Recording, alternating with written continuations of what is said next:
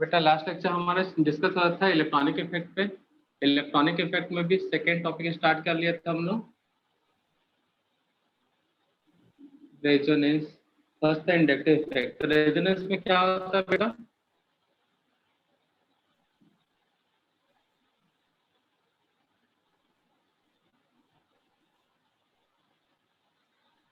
Resonance में क्या होता है बेटा? Shifting of 5 bonded electron in conjugated system.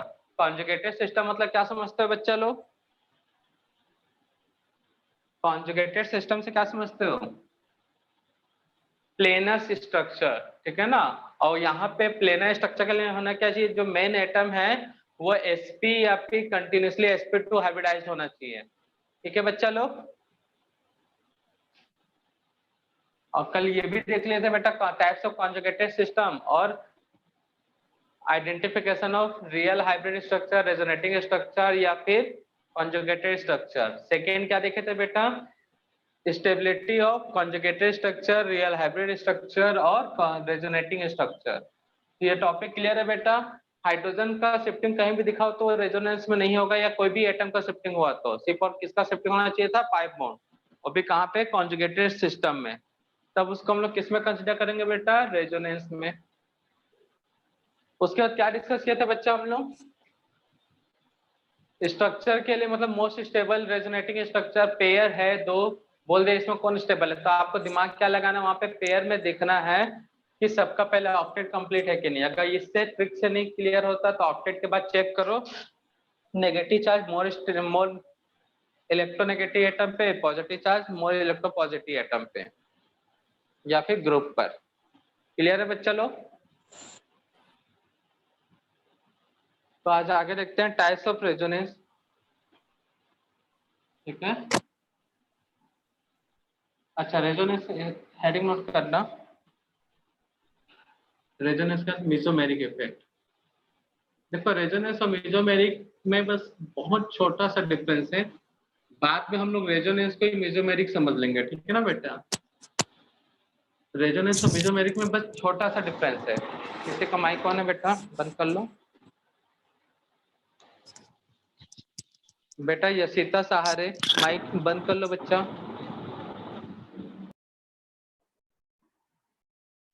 तो हम लोग जो टॉपिक डिस्कस कर रहे हैं रेजोनेंस में ही है, रेजोनेंस के साथ मेसोमेरिक है ना। तो मेसोमेरिक जो है रेजोनेंस जैसा ही है बेटा, बस छोटा सा डिफरेंस है। रेजोनेंस में क्या शिफ्ट होता है बेटा बताओ तो? Pi bond. यहाँ पे भी पाई बॉन्ड शिफ्ट होगा, लेकिन यहाँ शिफ्ट करवाया जाएगा। यहाँ पे शिफ्ट क्या होगा बेटा? पाई बॉन्ड को कराया जाएगा, और वहां पे खुद ब खुद शिफ्ट होता है। डिफरेंस इतना ही है। हम जो डिफरेंस बोले दिमाग में बैठा बेटा, क्या बोल रहे थे हम? रेजोनेंस में शिफ्टिंग कराया जा खुद ब खुद होता है, और मेसोमेरिक में शिफ्टिंग कराया जाता है।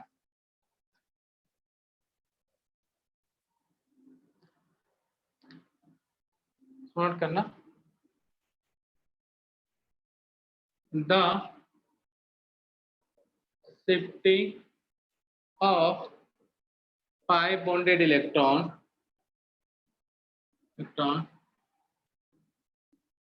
in the presence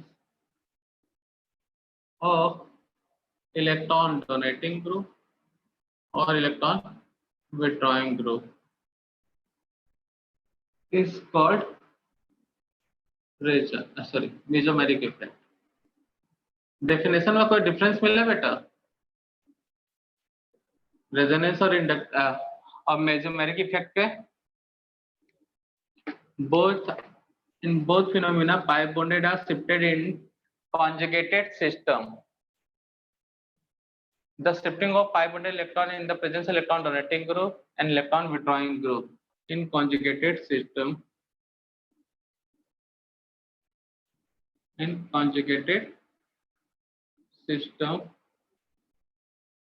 is called mesomeric।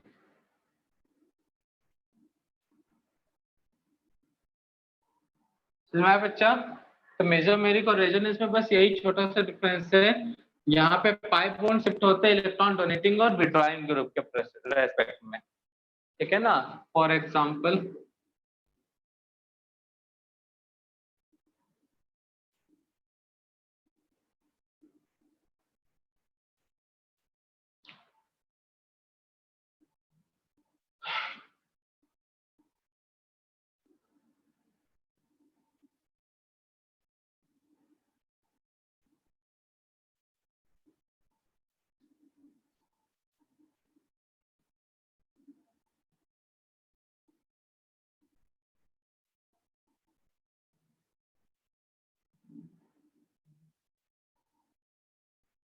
तो यहाँ पे जो OH है वो इलेक्ट्रॉन डोनेटिंग ग्रुप है।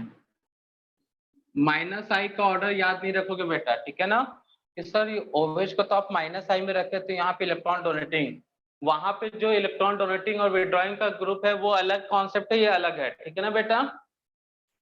तो यहाँ पे इलेक्ट्रॉन डोनेटिंग ग्रुप, तो ये लोन पेयर है बेटा। तो लोन पेयर के प्रेजेंस में ये वाला बॉन्ड यहाँ शिफ्ट होगा, ये यहाँ पे, तो क्या मिलेगा बेटा, CH2 CH double bond OH। Option lone pair दिया तो पॉजिटिव चार्ज।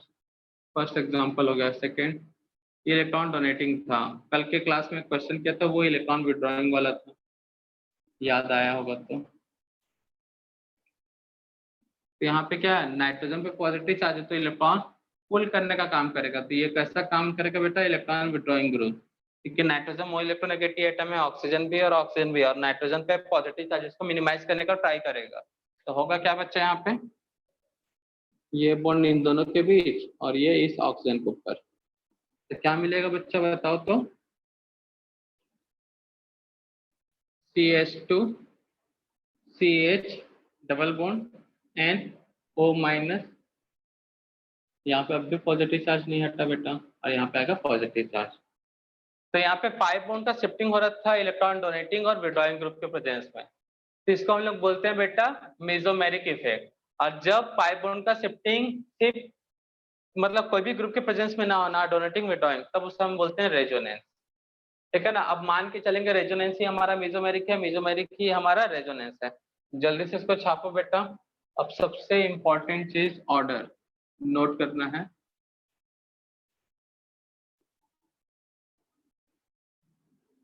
इसको नोट करो, पहले टाइप डिस्कस कर लेते हैं तब उसका ऑर्डर। जल्दी से इसको नोट करो बेटा।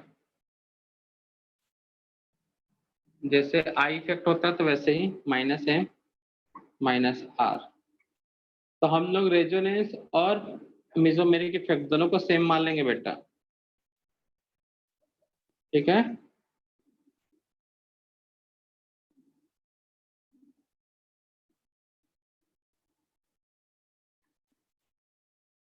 छाप ले बच्चा लोग।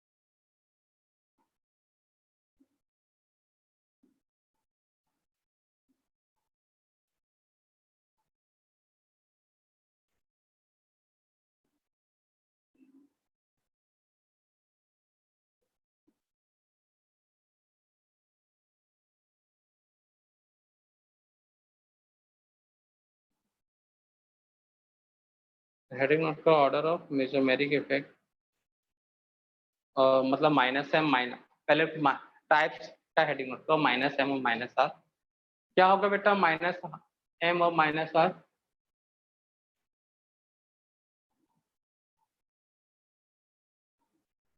बोलो जल्दी।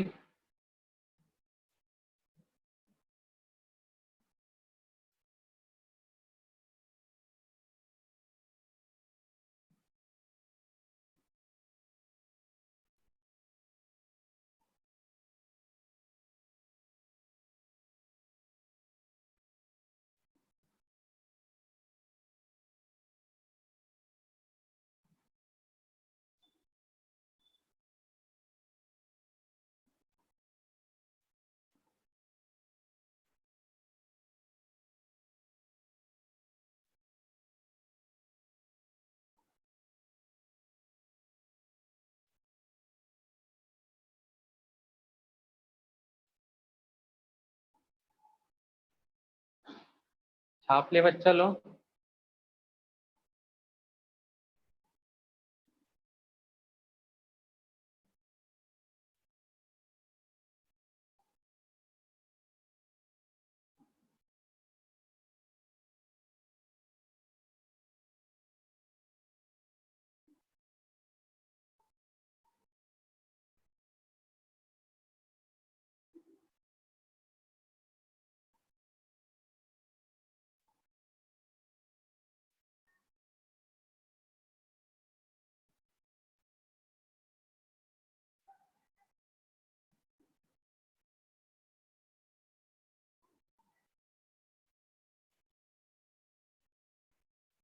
हेलो बच्चा लोग, आवाज मिल रही है कि नहीं?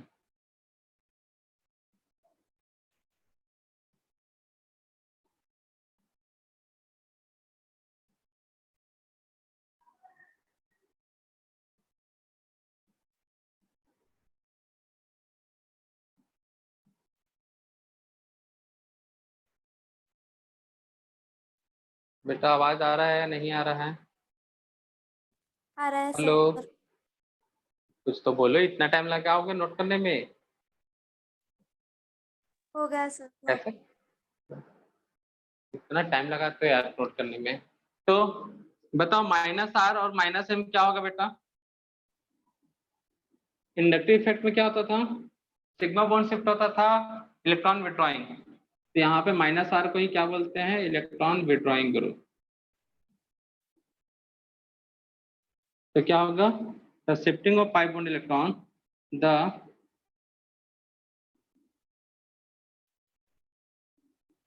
shifting of pi bond electron in the presence of electron withdrawing group। ठीक है ना? फर्स्ट वाला एग्जांपल, सेकंड वाला जो एग्जांपल इसी का है। नेक्स्ट है +m +r या फिर electron donating group.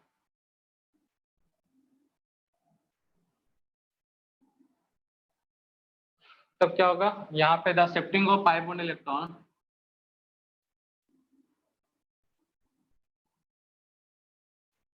of pi bond electron in the presence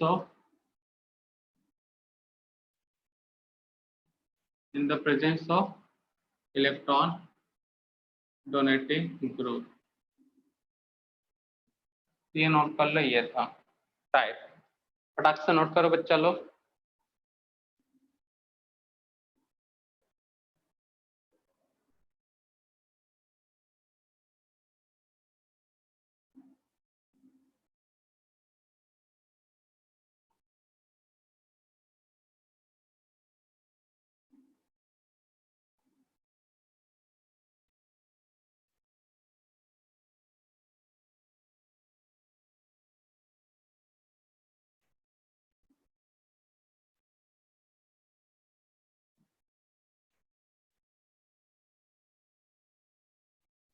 तो हो गया नोट। नेक्स्ट नोट करना बेटा, ऑर्डर ऑफ +m +r।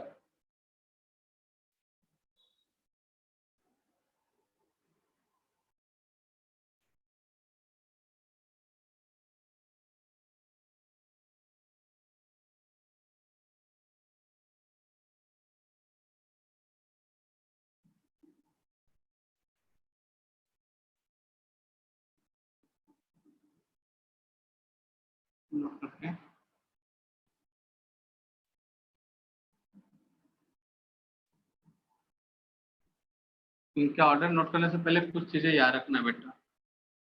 ये +r +m या फिर इलेक्ट्रॉन डोनेटिंग ग्रुप होते क्या है? तो बेटा यहाँ पे जो +r और +m है, तो याद रखना इसमें वो ग्रुप आएंगे जो इलेक्ट्रॉन रिच होंगे। ठीक है ना बेटा? तो फर्स्ट पर रखना, इफ एटम और group contain 8 electron in valence shell with lone pair,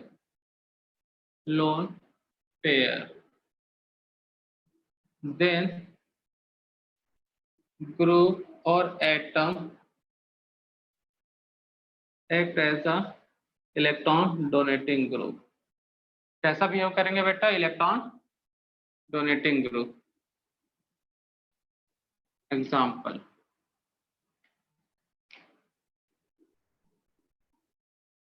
nitrogen के जितने भी डेरिवेटिव हैं, ठीक है ना, NH2, किसी ग्रुप में जैसे CH3 में NH2 जुड़ा है, तो ये किस में आएगा बेटा? इलेक्ट्रॉन डोनेटिंग में।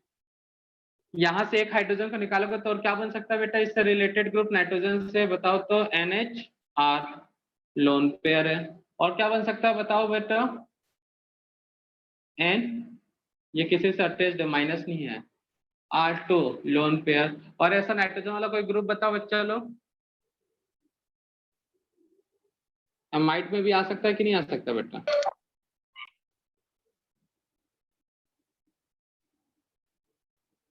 ये ग्रुप। अब ऑक्सीजन से OH, हाइड्रोजन निकाल दोगे तो क्या जाएगा बेटा? माइनस। और इलेक्ट्रॉन डेंसिटी ये तो और अच्छा हो जाएगा। वैसे ही बेटा हाइड्रोजन की जगह पे एल्काइल रख दोगे तो OR। और ऐसे कौन सा ग्रुप है बेटा बताओ तो? ऑक्सीजन जिसमें हाँ स्टार्टिंग में, बोलो जल्दी।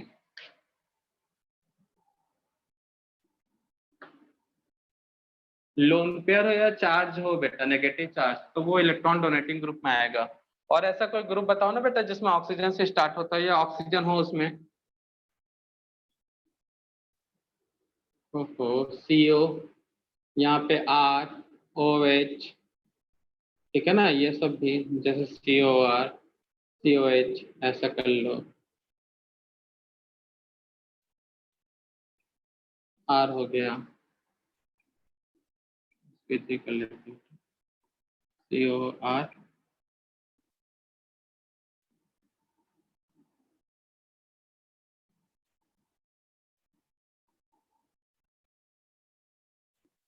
हेलोजन ग्रुप, इस टाइप का कोई ग्रुप ऑक्सीजन होना चाहिए। तो ऑक्सीजन के पास लोन पेयर है, इसमें से कोई वीक होगा कोई स्ट्रांग होगा। तो कहने का मतलब क्या है बेटा? लोन पेयर या फिर चार्ज। जैसे यहाँ पे एक और नाइट्रोजन में और आ सकता है बेटा, नाइट्रोजन के दोनों हाइड्रोजन को निकाल दिया जाए तो NH माइनस NH2 माइनस, ये सब इलेक्ट्रॉन डोनेटिंग ग्रुप में आएंगे। किसमें आएंगे बेटा? Electron donating group. इन्हीं का ऑर्डर देखना है बेटा।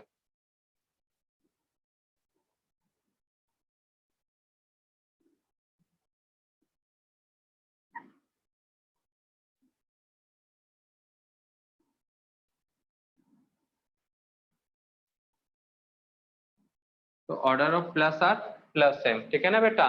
तो जिस भी एटम के पास ऑक्टेट कंप्लीट, यहाँ पे जितने भी ऑक्सीजन है यहाँ पे अंडरलाइन कर लेता हूँ। डोनेटिंग ग्रुप किसके कारण है? नाइट्रोजन के कारण। नाइट्रोजन नाइट्रोजन नाइट्रोजन नाइट्रोजन, तो जिसका ऑक्टेट कंप्लीट है, लोन पेयर है उसके पास, तो वो हमारा क्या होगा बेटा? प्लस R और प्लस M ग्रुप। कौन सा ग्रुप होगा बच्चा? प्लस R और प्लस M ग्रुप। तो प्लस R में सबसे पहले है O2 O minus NH2 NHR NR2।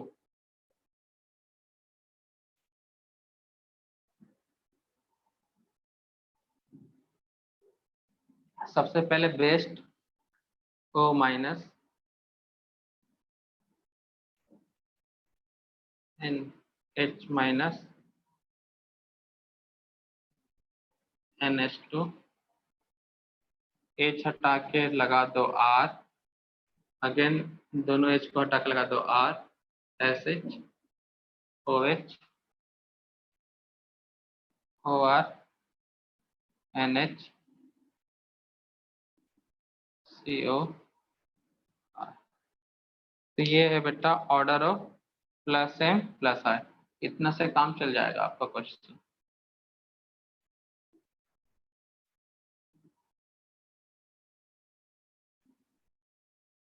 ये आगे में माइनस साइन नहीं, वो किसी से अटैच है। इसके पास lone pair lone pair lone pair lone pair है, लोन पेयर ये ऑर्डर ऑफ प्लस R।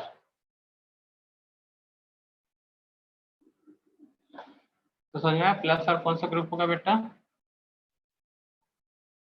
जिसके ऊपर नेगेटिव चार्ज है या फिर लोन पेयर है और साथ में ऑक्टेट क्या है? कंप्लीट। तो यहाँ पे जितने भी हैं ये वाले ग्रुप, ये सब लोन पेयर है इनके पास। ऑक्सीजन के पास नाइट्रोजन के पास nitrogen nitrogen nitrogen sulphur oxygen oxygen nitrogen, तो लोन पेयर इनका ऑक्टेट कंप्लीट है इसलिए प्लस R। ठीक है बच्चा लोग, नोट डाउन करो जल्दी से।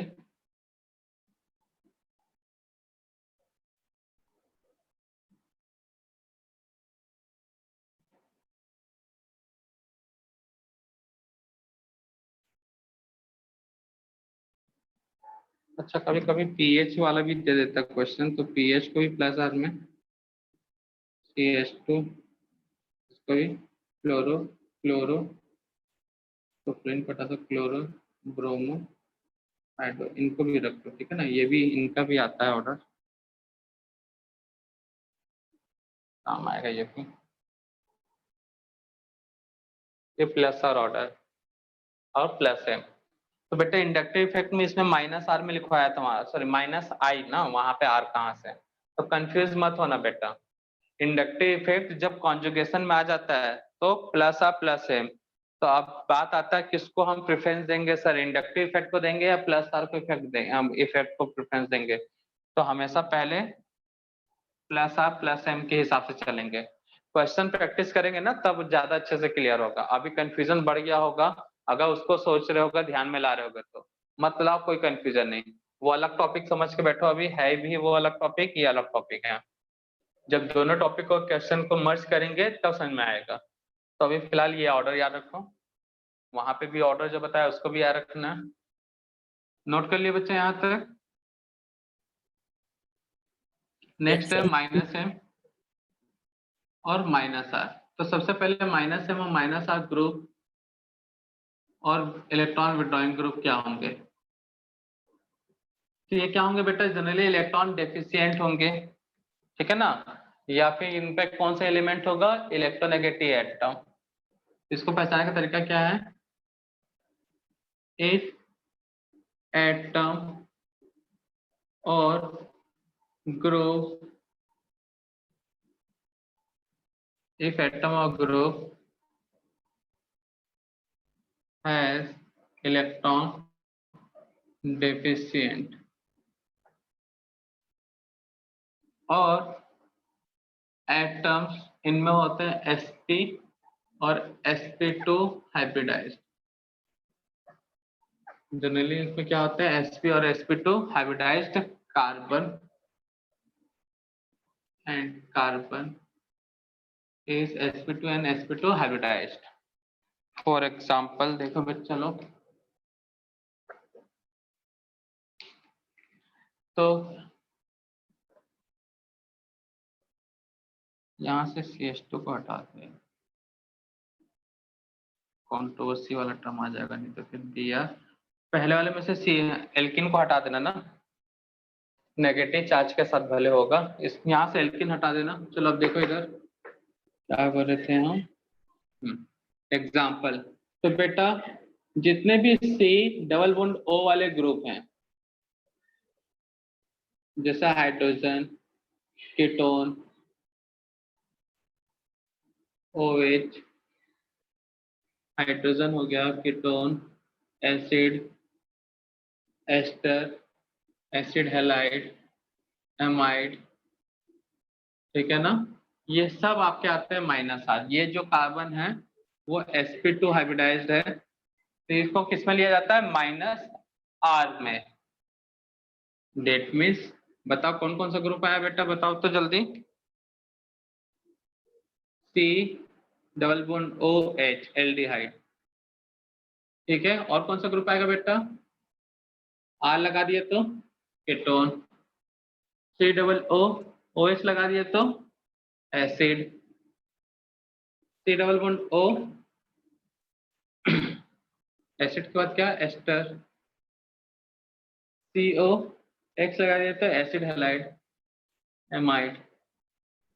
तो समझ रहे हो जो मैं कहना चाह रहा हूँ बेटा, जिसके पास भी ये sp2 कार्बन वाला कार्बोनिल है तो वो क्या होगा बेटा, माइनस एम और माइनस आर ग्रुप में लोगे। ये सब एग्जांपल है किसके, माइनस आर और माइनस एम के, ठीक है बच्चा लोग। तो जिनके पास ये ग्रुप होगा उससे किसने लेंगे बेटा, माइनस आर और माइनस एम। यहाँ पे थोड़ा सा सेम चलता है, सिमिलर टाइप का, माइनस आई की तरह। ऑर्डर कैसे चलता है बेटा, थोड़ा सा सेम, माइनस आई की तरह।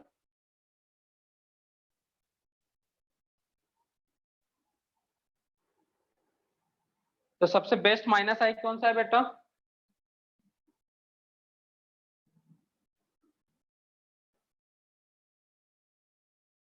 उसी की जैसे ही चलेगा। कौन है बेटा बताओ? NH3+, तो उसको हटा दो बेटा क्योंकि उसमें रेजोनेंस होगा नहीं, NO2 से रेजोनेंस स्टार्ट होगा क्योंकि पाई बॉन्ड यहाँ पे है। नाइट्रो के बाद साइनो साइनाइड, उसके बाद SO3H, एल्डिहाइड, एसिड, कीटोन,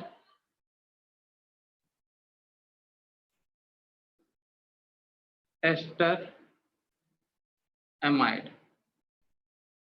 तो ये चलेगा बेटा, ये सब -R वाले हैं।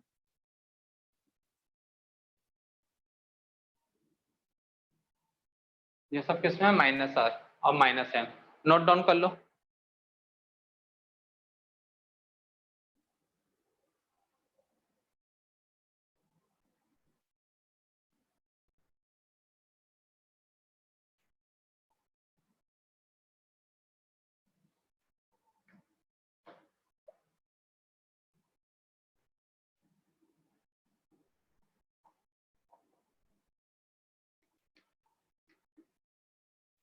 ये सब -M -R electron withdrawing group के ऑर्डर है। जल्दी से नोट डाउन कर लो। ये ऑर्डर याद होना चाहिए, जैसे -I और -M के ऑर्डर से क्वेश्चन बन रहे थे वैसे यहाँ से ही बनेंगे।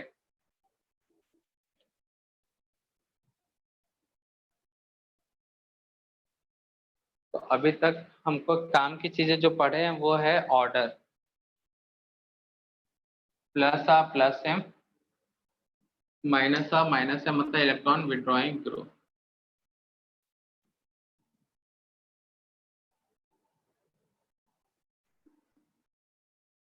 नोट कर लिया बच्चा लोग?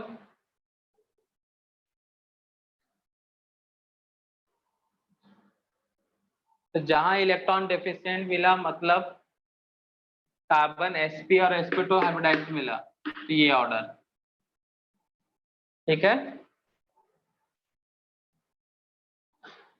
अगर इलेक्ट्रॉन रिच है, साथ में लोन पेयर या नेगेटिव चार्ज है, तो ये ऑर्डर।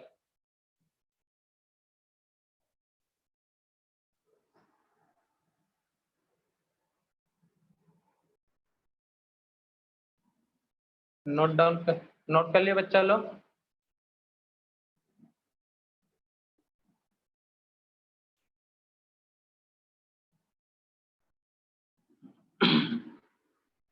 तो नेक्स्ट हेडिंग नोट करना, application of resonance and mesomeric effect. Application of resonance and mesomeric effect.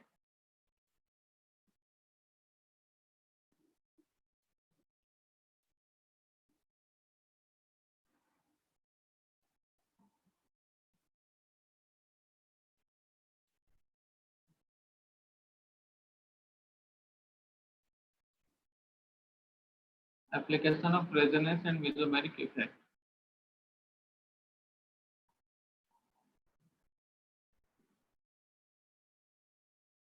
Application of resonance and mesomeric effect. Note down कर लिया ना बच्चा लोग सबको ही? हेलो बच्चा लोग, आवाज आ रहा है या नहीं बताओ? कोड क्लियर है ना सबको? आहे इतना गुमसुम से बैठे हो? क्लियर है सर। तो नोट डाउन हो गया सबका? Yes sir.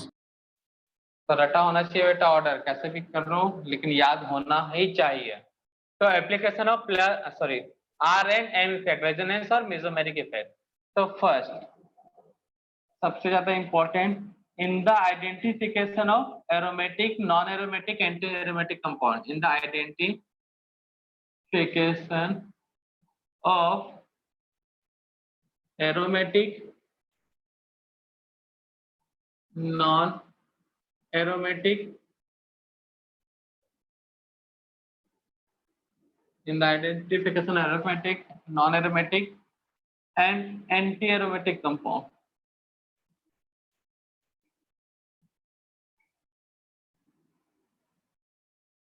In the identification of aromatic, non-aromatic and anti-aromatic compound. Heading note कर लिए? तो क्या होता है बेटा एरोमेटिक, कभी सुने हो ये टर्म्स?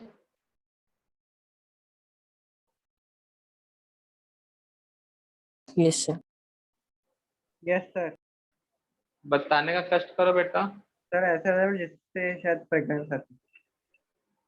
क्या क्या क्या? सर जिससे फ्रेगनेंस आती है वो एलिमेंट। हाँ ये भी सही है, और कुछ?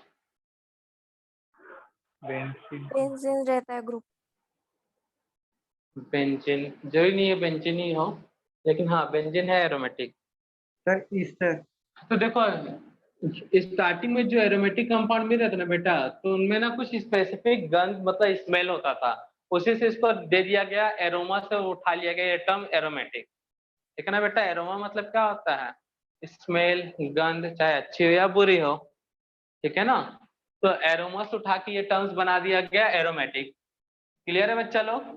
तो जितने भी पहले एरोमेटिक मिल रहे थे तो उनमें मेनली क्या होता था, स्पेसिफिक टाइप का स्मेल होता था, तो इसलिए उसे क्या बोल दिया एरोमेटिक। बाद में लेकिन ऐसा कुछ कंपाउंड मिले जिनमें एरोमेटिक तो है लेकिन कोई स्मेल नहीं, तो अब वहां पे रूल्स यूज किया जाता है, एक्चुअल में वही रूल्स बताता है वो एरोमेटिक है या नॉन एरोमेटिक। तो दो रूल होते हैं, एक हकल्स और एक cracks rule.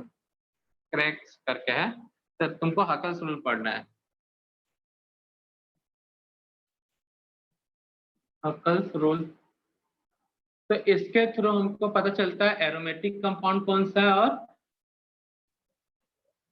Anti aromatic compound कौन सा है। तो कंपाउंड एरोमेटिक होगा या एंटी एरोमेटिक होगा, अगर दोनों ये रूल को फॉलो नहीं करते तो वो नॉन एरोमेटिक में चल जाता है। तो हकल्स कहता है सिस्टम जो है conjugated system, cyclic conjugated system is cyclic conjugated system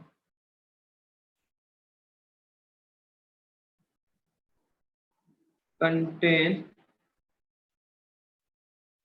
4n plus 2 pi electron.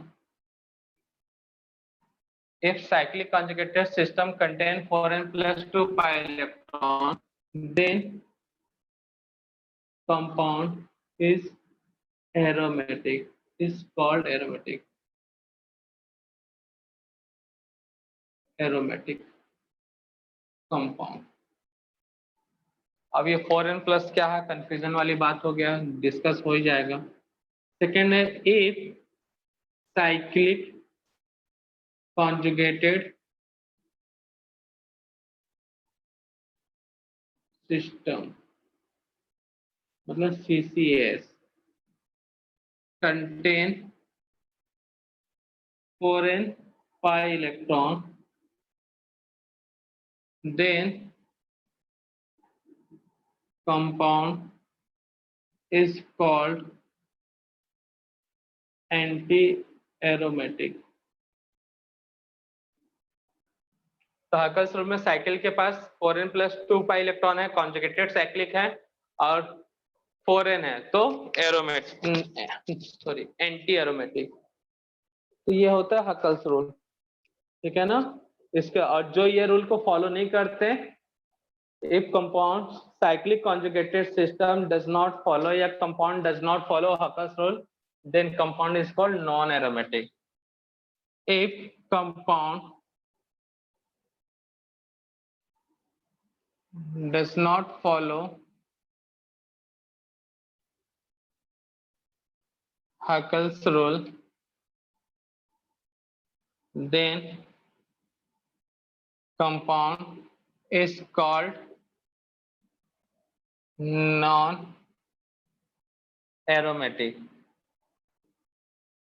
ठीक है बच्चा लोग, इस चीज को याद रखना। पहले अभी जल्दी से नोट करो, एग्जाम्पल से डिस्कस। अच्छा ये 4n क्या है ये भी समझ लेते हैं पहले। 4n प्लस 2 पाई इलेक्ट्रॉन,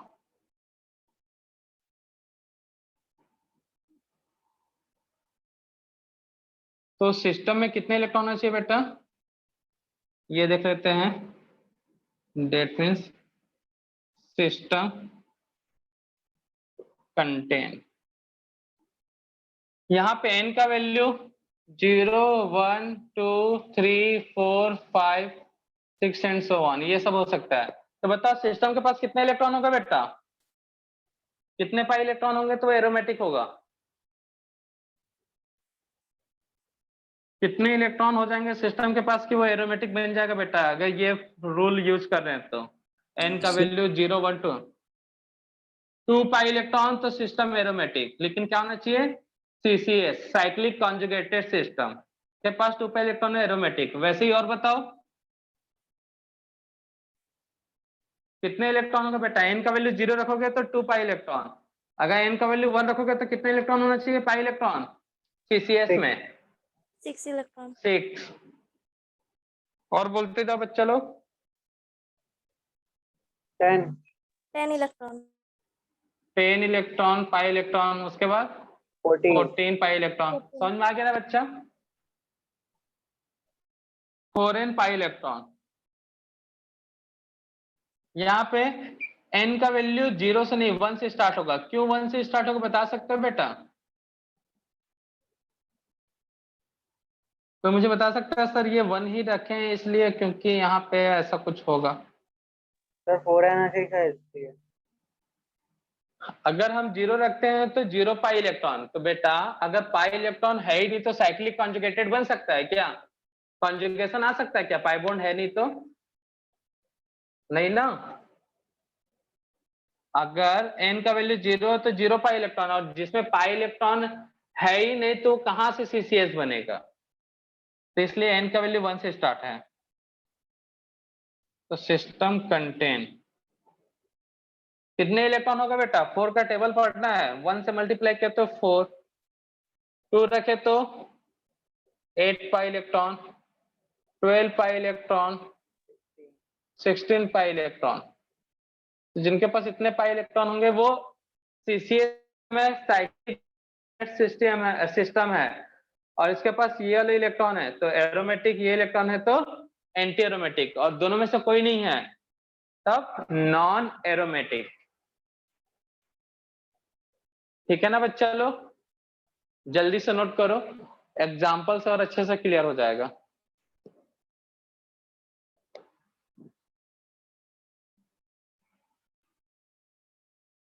तो पहला क्या देखना है बेटा साइक्लिक एरोमेटिसिटी के लिए?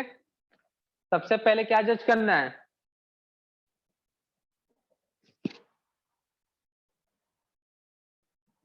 जो हमने बताया उसको देख के मुझे ये बता दो, एरोमेटिसिटी के लिए सबसे पहले क्या क्राइटेरिया जज करना है?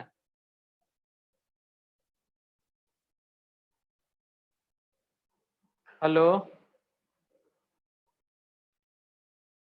एरोमेटिसिटी और एंटी एरोमेटिसिटी के लिए क्या क्राइटेरिया जज करना है बेटा? साफ साफ बताया गया फिर भी बच्चा इतना टाइम लग रहा है बताने में। सो गए हो सब? हाँ, साइक्लिक कॉन्जुगेटेड स्ट्रक्चर चेक करना है पहले, मतलब सीसीएस है कि नहीं, और सीसीएस पता चल गया तब क्या करना है? हकल्स रूल, मतलब पाई इलेक्ट्रॉन काउंट करना है। अगर वो पाई इलेक्ट्रॉन 4n+2 वाला हुआ तो एरोमेटिक, अगर वो पाई इलेक्ट्रॉन 4n में बैठ रहा है तो एंटी एरोमेटिक, और दोनों में फिक्स नहीं हो रहा है, फॉलो नहीं हो रहा है तो नॉन एरोमेटिक।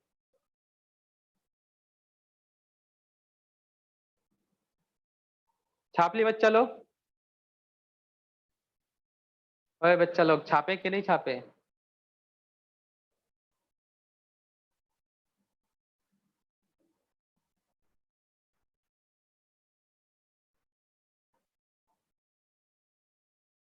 बेटा छापना हुआ कि नहीं हुआ?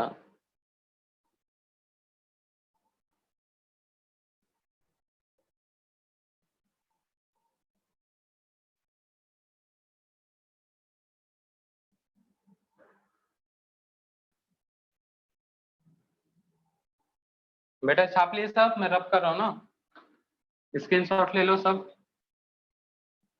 एग्जाम्पल नहीं होगा डिस्कस तो पूरा बताना हमारा वेस्ट हो जाएगा बेटा।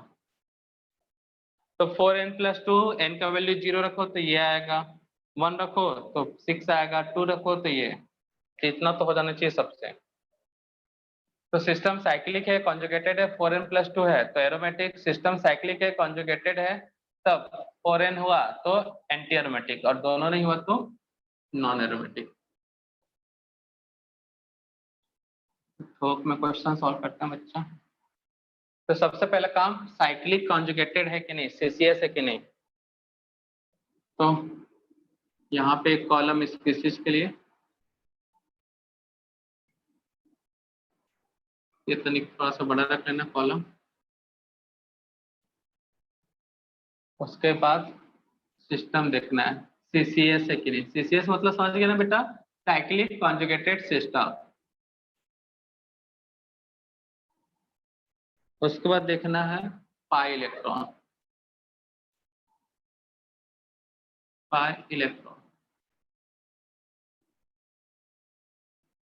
पाई इलेक्ट्रॉन से क्या पता चल जाएगा, 4n+2 पाई इलेक्ट्रॉन है या फिर 4n पाई इलेक्ट्रॉन।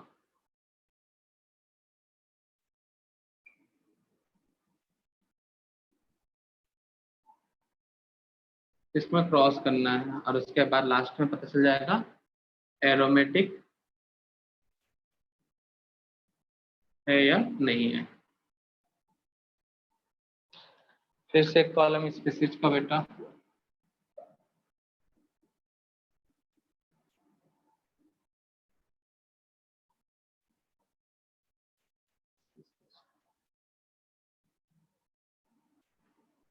CCS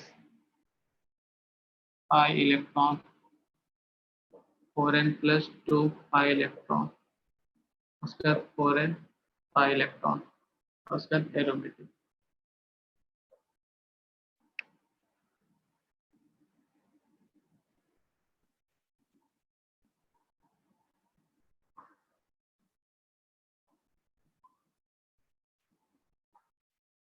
एक छोटा सा टेबल बनाना है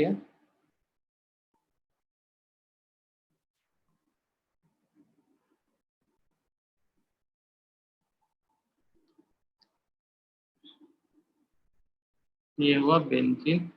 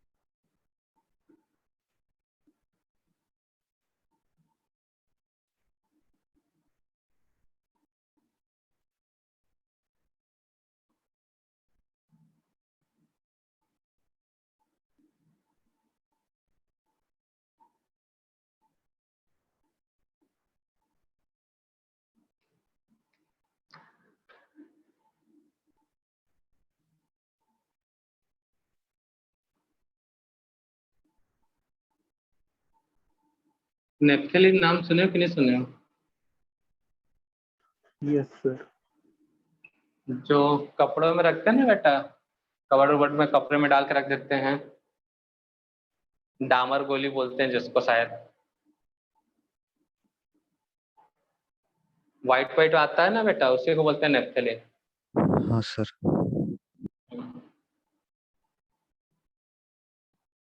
और कौन कौन से कंपाउंड बनाए बेटा,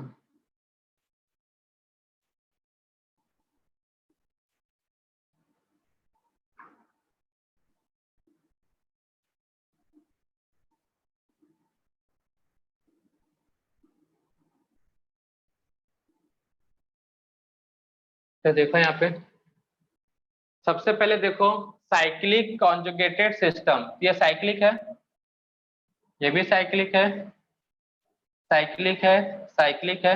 यहाँ पे कॉन्जुगेशन है क्या बेटा, देखो तो ये कौन सा कार्बन है, sp3। कॉन्जुगेशन है कि नहीं ये बताओ,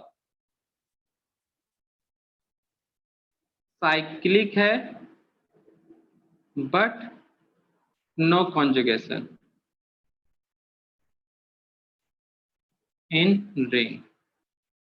साइक्लिक है, कॉन्जुगेशन रिंग में नहीं है क्योंकि sp3 कार्बन है, ठीक है ना बच्चा लोग।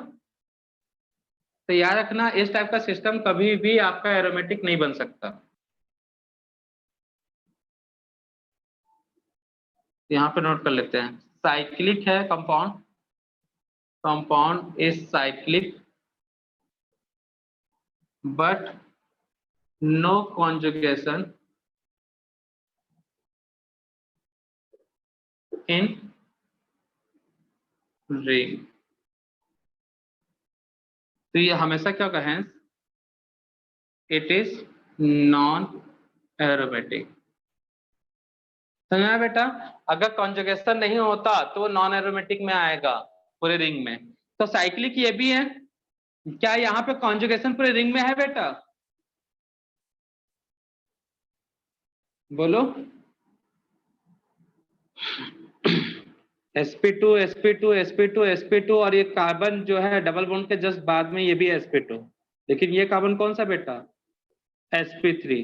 सेम यही कंडीशन, साइक्लिक कॉन्जुगेटेड नहीं है, पाई इलेक्ट्रॉन कितना भी हो, नेगेटिव चार्ज को भी पाई इलेक्ट्रॉन में काउंट करना है याद रखना। नेगेटिव चार्ज मतलब नेगेटिव चार्ज को पाई बॉन्ड मानना है क्योंकि कॉन्जुगेशन से ये पाई बॉन्ड बनाता है, और नेगेटिव चार्ज मतलब कितना, 2 इलेक्ट्रॉन।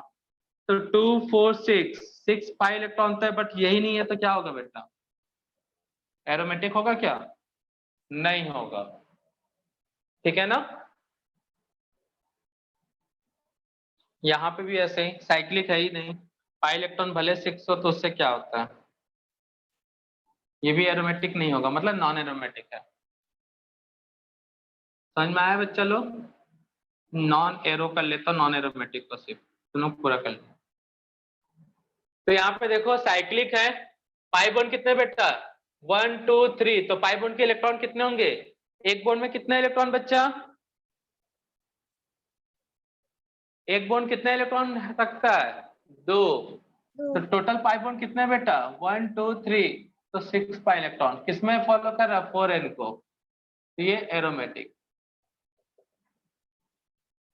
यहाँ पे देखो बेटा ये कार्बन कौन सा है, sp3, तो ये साइक्लिक कॉन्जुगेटेड सिस्टम है क्या, सॉरी नहीं है ना, इनकरेक्ट।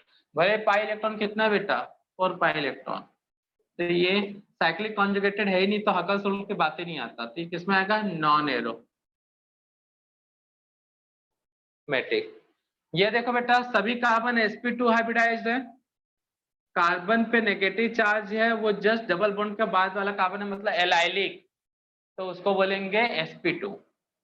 तो ये कॉन्जुगेटेड है बेटा, कितने पाई इलेक्ट्रॉन है बच्चा बताओ, 2 बॉन्ड है तो 4, नेगेटिव चार्ज मतलब कितने पाई इलेक्ट्रॉन बेटा, 2। तो टोटल कितने इलेक्ट्रॉन है बोलो जल्दी, टोटल कितने इलेक्ट्रॉन है, 6। टोटल कितने इलेक्ट्रॉन हुए बेटा, 6 पाई इलेक्ट्रॉन। तो किसको फॉलो कर रहा है, 4n को, तो ये एरोमेटिक।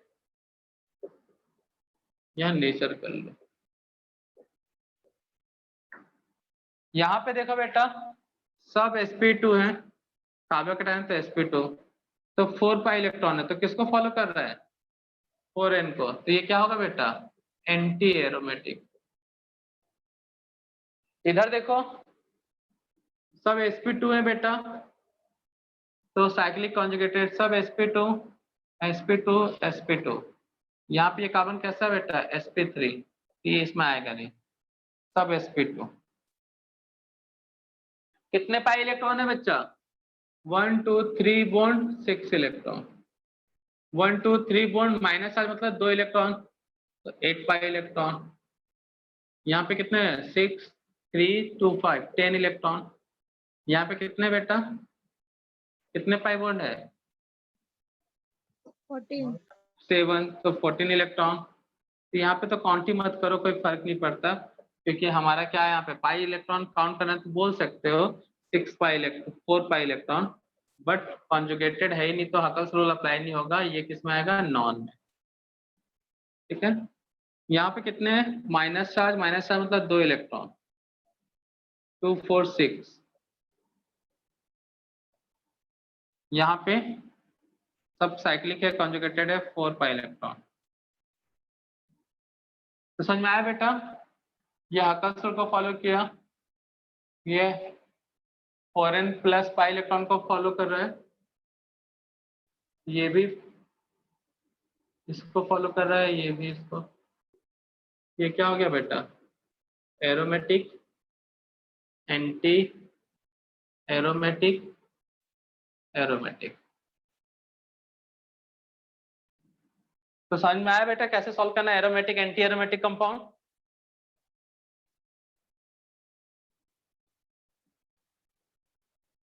क्लियर है बच्चा लोग। तो सिस्टम साइक्लिक होना चाहिए सबसे पहले, और उसमें सभी कार्बन sp2 या sp होना चाहिए। कहीं से भी एक sp3 वाला आया तो कभी जन्म में वो एरोमेटिक या एंटी एरोमेटिक नहीं बन सकता। ठीक है, तो नोट डाउन कर लो, एक लिमिटेशन भी है, उसको नेक्स्ट लेक्चर में डिस्कस कर लेंगे, आज बस इतने ही देखते हैं। तो क्लियर है बच्चा लोग यहाँ तक सभी को? यस हो सर। जाए कि नहीं हो जाएगा बच्चों? तो बाय बच्चा लोग, स्क्रीनशॉट ले लो, नोट कर लेना। Bye sir. Bye bye sir. बच्चा लोग, बाय।